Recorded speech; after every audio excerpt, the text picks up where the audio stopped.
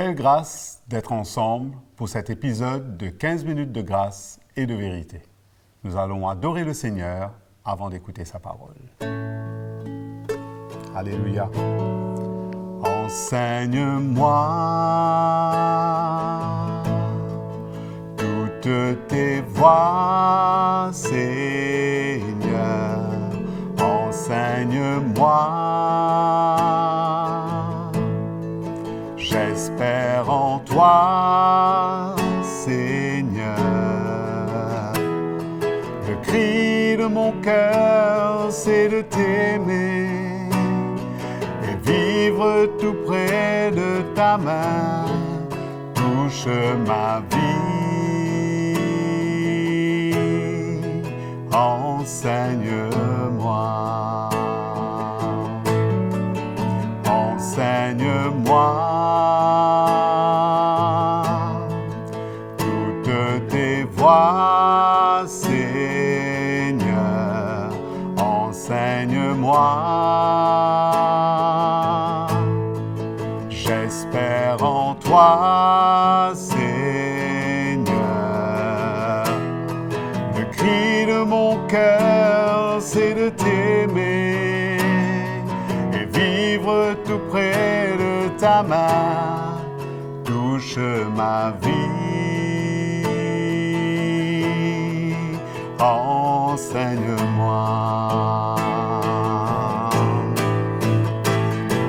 Le cri de mon cœur, c'est de t'aimer et vivre tout près de ta main.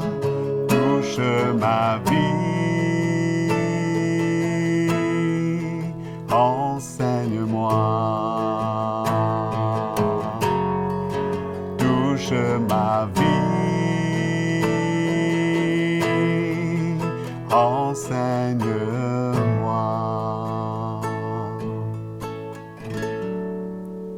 Allons maintenant écouter la parole de Dieu.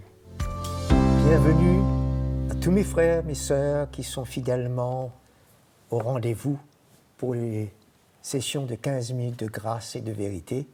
Nous sommes dans la joie et je suis dans la joie avec vous pour passer ce moment autour de la parole de Dieu.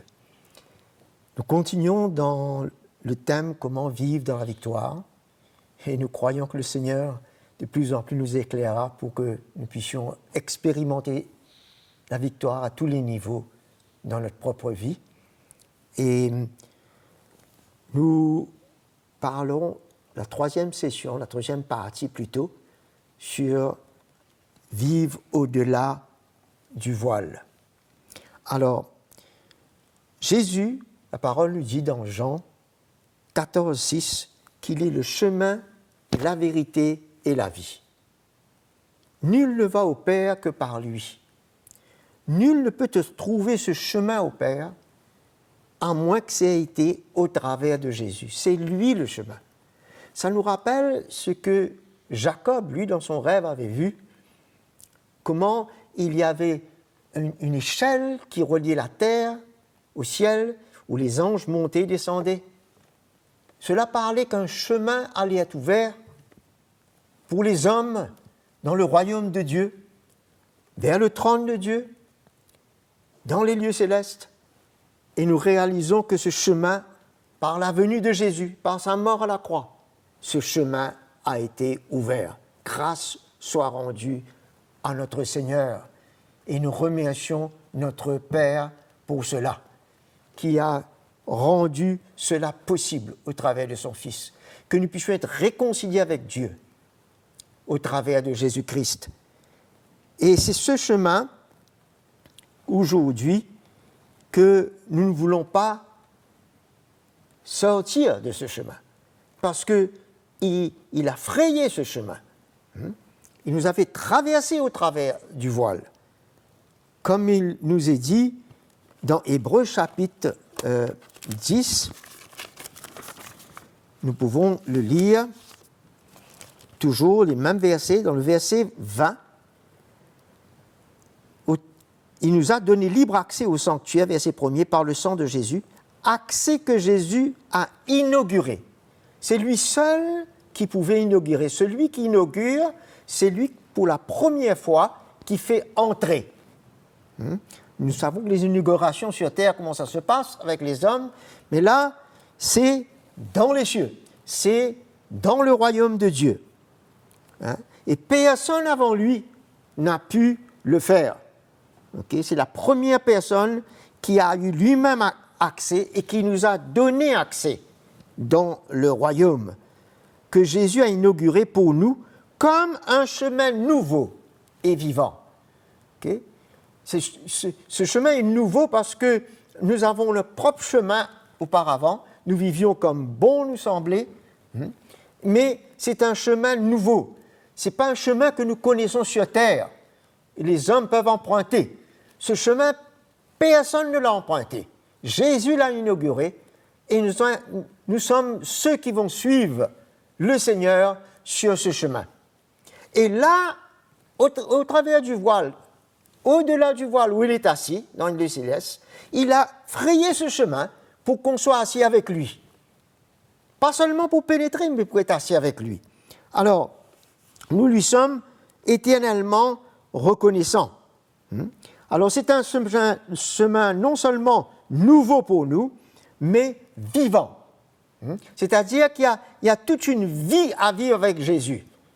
Ce n'est plus avec nous-mêmes, avec les hommes, comme nous connaissions autrefois.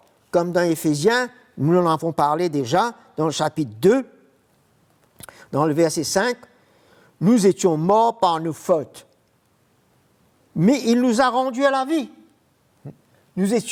Nous connaissions une vie de mort. Maintenant, nous devrions connaître une autre vie.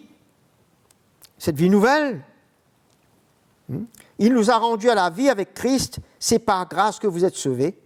Il nous a ressuscités ensemble et fait asseoir ensemble avec lui dans les lieux célestes, en Jésus-Christ.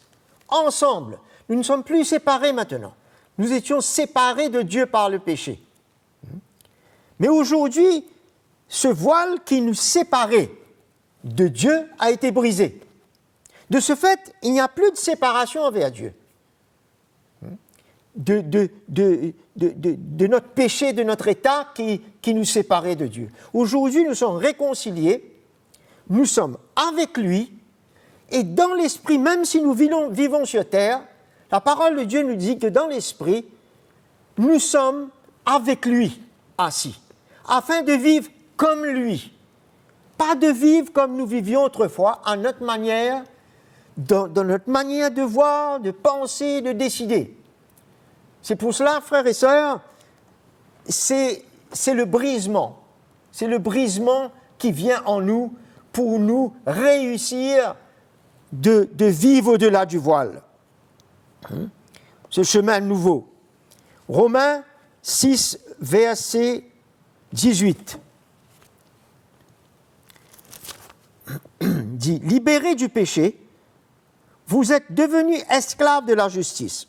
Verset 19, je parle à la manière des hommes, à cause de la faiblesse de votre chair. De même donc, vous avez livré vos membres comme esclaves à l'impureté et à l'iniquité pour aboutir à l'iniquité. Ainsi maintenant, livrez vos membres comme esclaves à la justice pour aboutir à la sanctification.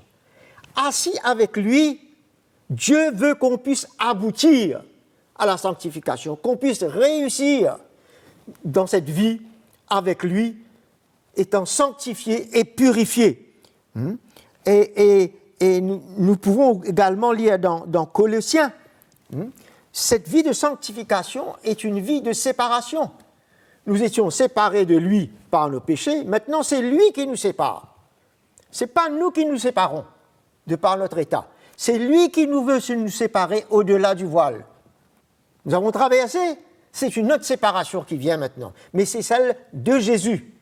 Il appelle cela la circoncision, au chapitre 2, verset 10. Et vous avez tout pleinement, c'est le verset 11, en lui, vous avez été circoncis d'une circoncision qui n'est pas faite de la main des hommes, c'est-à-dire le dépouillement du corps de la chair, la circoncision du Christ. ensevelis avec lui par le baptême, vous êtes aussi ressuscités en lui, avec lui, par la foi, en la puissance de Dieu qu'il a ressuscité d'entre les morts. Vous étiez morts par vos offenses et par l'incirconcision de votre chair. Il vous a rendu la vie avec lui en vous faisant grâce pour toutes vos offenses. Nous voyons qu'aujourd'hui, le chemin est ouvert pour une circoncision, pas de la chair, mais du cœur. Une séparation que le Seigneur veut emmener. Et cela devient possible parce que nous sommes devenus une même plante avec lui. Paul nous dit, nous étions morts, en sa mort, nous étions là. Dans Romains chapitre 6. Nous étions là. C'est dit au verset 4, nous avons donc été ensevelis avec lui dans la mort par le baptême. Nous étions morts avec lui, afin que, comme Christ est ressuscité d'entre les morts par la gloire du Père, de même, nous aussi, nous marchions en nouveauté de vie. En effet, si nous le croyons, que nous sommes morts et devenus une même plante avec lui, par la conformité à sa mort, nous serons aussi par la conformité à sa résurrection. Nous voyons que par sa mort, il nous donne cette victoire sur le péché et il nous sépare.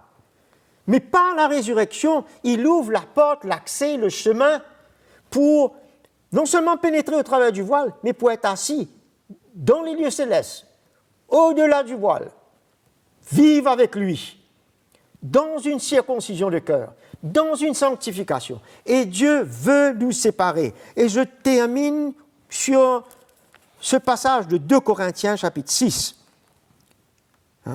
qui nous dit, dans le verset 16, « J'habiterai, je marcherai au milieu d'eux, je serai leur Dieu, que Dieu dit, c'était une parole donnée au peuple d'Israël, mais qui nous concerne aujourd'hui parce que nous ne serons pas séparés selon la chair, mais selon l'esprit.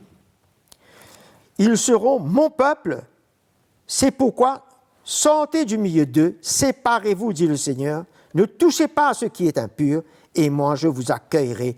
Je serai pour vous un père et vous serez pour moi des fils et des filles. » Nous voyons que ce plan de vivre avec le Seigneur, avec son cœur, avec son but, plus à notre manière, plus dans nos voies, plus selon nos décisions et nos désirs, mais comme des instruments que nous nous offrons nous-mêmes, comme des instruments pour la justice. Autant que nous avons vécu dans l'injustice, Dieu nous a fait justes et pour vivre avec lui aujourd'hui dans la justice, pour être sanctifiés, pour être séparés pour lui, voilà le plan au-delà du voile. Nous ne pouvons pas vivre dans les lieux célestes de la même manière que nous avons vécu sur terre. C'est une autre vie, mes frères et sœurs. Cette terre, nous étions restreints à notre vie de la chair. Maintenant, il y a une vie de l'esprit qui ouvre la porte à vivre comme Christ, avec Christ, esclave de Jésus-Christ. Je vais, dans Romains, juste un dernier verset, dans le chapitre 6 que nous avons lu tout à l'heure, verset 22, « Mais maintenant, libérés du péché, esclaves de Dieu, vous avez pour fruit la sanctification et pour fin la vie éternelle. » Voilà ce que nous sommes appelés à vivre. Une vie glorieuse et victorieuse en Christ, jusqu'à qu'on voie Jésus à son retour. Que le Seigneur vous bénisse et on se revoit très bientôt dans la prochaine session. Merci. Merci d'avoir suivi cette session de 15 minutes de grâce et de vérité. Comme vous avez été encouragé, aimez et partagez cette vidéo afin de bénir quelqu'un. Abonnez-vous aussi à notre chaîne CTMI. Écrivez-nous, partagez-nous vos expériences, témoignages à l'adresse qui s'affiche sur votre écran. Je vous donne rendez-vous à la prochaine session. Que Dieu vous bénisse.